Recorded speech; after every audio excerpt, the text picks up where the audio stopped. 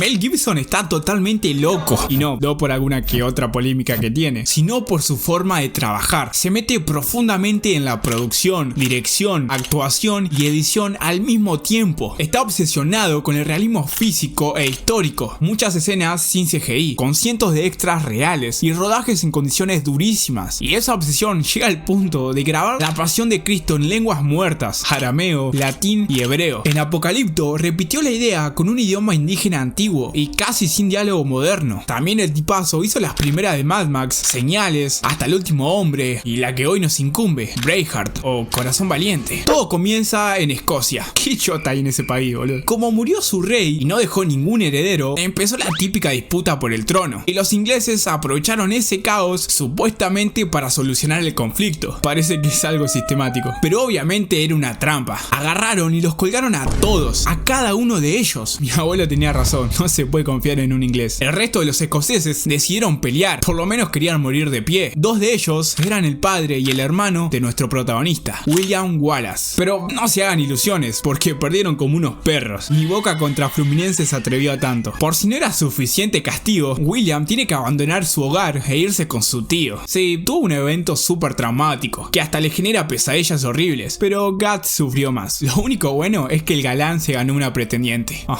Muchos años después, el rey Eduardo de Inglaterra casó a su hijo con la princesa de Francia, pero no para hacer un llamado a la paz ni nada de eso. El viejo verde tiene otras intenciones. Declaró prima nocta, es decir, cualquier noble puede tener relaciones con una recién casada. Así incentivaba el mestizaje para, en sus propias palabras, acabar con la raza escocesa.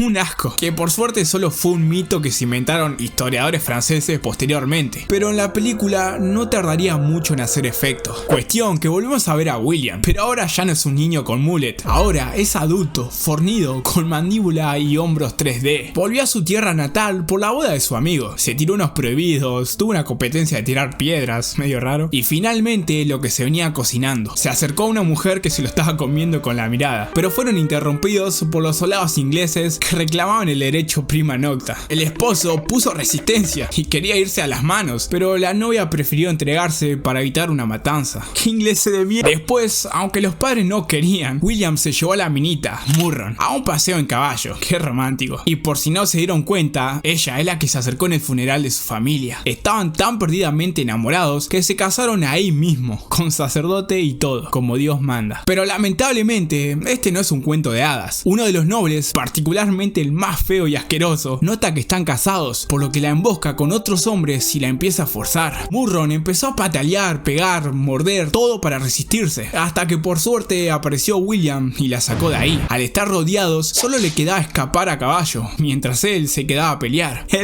Pero de vuelta, esta no es una historia feliz, porque a ella la terminaron capturando, y él, como buen boludo, no se dio cuenta y se fue. El capitán, o lo que sea este viejo, la ató a un palo y la ejecutó en el acto, sin juicio, sin poder defenderse, nada. Hay tres cosas que no se le puede hacer nunca a un hombre: insultar a su madre, romperle la play o la compu y matar a su esposa atada a un palo en pleno conflicto entre Inglaterra. O sea, que entró re sacado a repartir venganza para todos lados. Le cortó la pierna a uno, atravesó a otro, sacó a correr a uno con una maza, tiró a los arqueros de su torre. También se le sumaron otros escoceses, unos tipazos. Y finalmente, ojo por ojo, diente por diente. Pasado el funeral, otro clan vecino se le sumó para comenzar una rebelión. Sabían que los ingleses iban a venir tarde o temprano, así que era mejor adelantarse. La primera parada fue con el general inglés, que tomó a la mujer de la boda. A los demás lo dejaron con vida para que vayan y le digan al rey que los escoceses ya no son más sus esclavos. Pobre el rey Eduardo, que se le viene la noche, y encima su hijo es tremendo inútil. Ojo, los ingleses arrasaron un par de aldeas, pero la balanza seguía inclinada para Escocia. En un momento se le sumó al grupo un loquito irlandés. Decía que escuchaba a Dios y que Irlanda era suya, no sé. Wallace no dejaba de avanzar y avanzar, al punto de que la caballería pesada tuvo que intervenir para ver si podían frenar a este enfermo. A ninguno del ejército escocés le hacía gracia pararse de manos con semejante diferencia de hombres. No fue hasta que llegó el prota y les dio el mejor discurso del cine: peleen y tal vez mueran, huyan y vivirán, pero dentro de muchos años desearían cambiar todos esos días por la oportunidad de volver y decirle al enemigo que podrán quitarnos la vida, pero jamás nuestra libertad.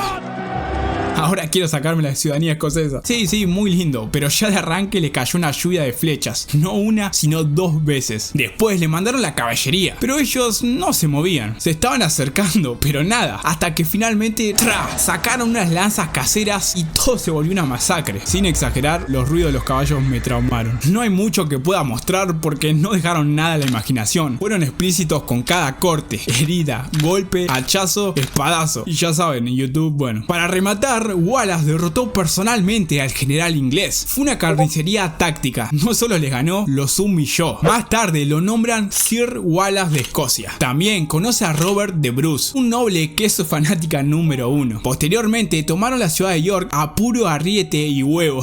Literalmente solo eso, a fuerza bruta. Y el muy descarado mandó la cabeza del gobernador al rey de Eduardo, que se puso como loquita y tiró el amigo de su hijo al vacío. Pobre chabón. Igual se entiende su desesperación. Sabe que a este ritmo van a arrasar toda Inglaterra. Solo le queda ofrecer una tregua, pero no puede ir él en persona. Se arriesga a terminar también en una canasta. Al hijo tampoco. O sea, ya con verlo los otros se motivarían aún más. Entonces fue la princesa y su amiga. Básicamente lo querían sobornar con tierras y oro, pero no le gustaba la idea de convertirse en Judas, ni tampoco se comía el cuento de la paz del rey. Eso ya lo vivió de chico, y dice que mientras él viva ningún escocés será esclavo. Lo que no sabían ninguno de los dos era que el rey, mientras tanto, juntó tropas de distintos países y las envió en secreto antes de que ella fuese. Así que sí, lo de la paz era puro chamullo. En respuesta, la Chad mandó a su amiga para contarle la verdad. Anda a buscar al ángulo.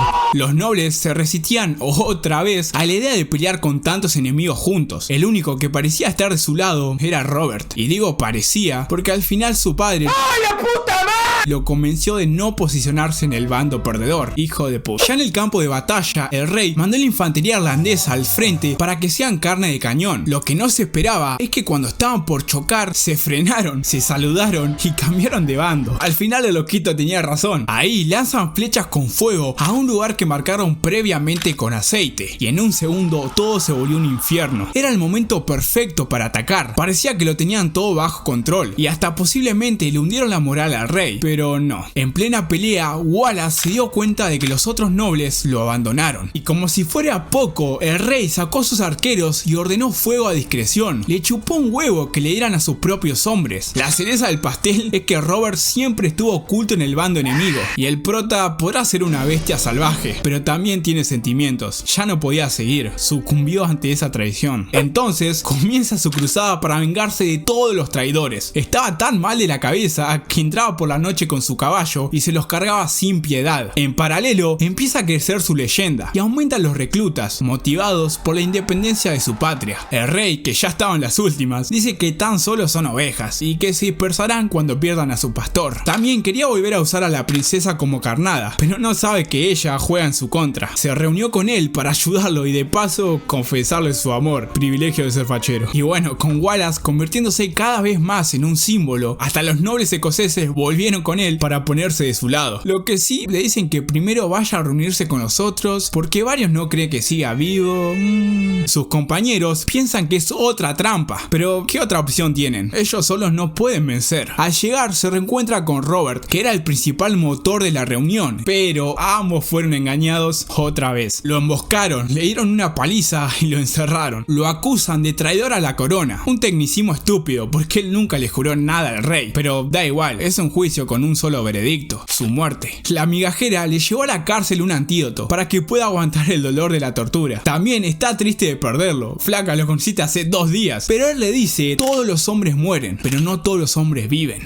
Barras, pensalas. Luego fue con su suegro y lo cagó bardeando al oído. Le reveló que estaba embarazada, pero no de su hijo, sino de Wallace. A la mierda, efectividad del 100%. Entonces, su sangre y su legado terminarían con él. A Wallace lo sacan a la plaza frente a todo el pueblo para darle un castigo ejemplar. Lo cuelgan, lo estiran, lo torturan, le hacen de todo. El verdugo, viendo que no se quiebra con nada, le dice que si pide piedad y besa el emblema real, se terminaría su agonía. Es el típico martirio. El ejemplo más obvio es Cristo. El fervor de la gente, el odio desmesurado de los captores, la humillación pública, la injusticia del juicio, pero sobre todo la resistencia al dolor y la dignidad con la que enfrenta su muerte. Wallace saca fuerzas de donde no tiene, infla el pecho y grita: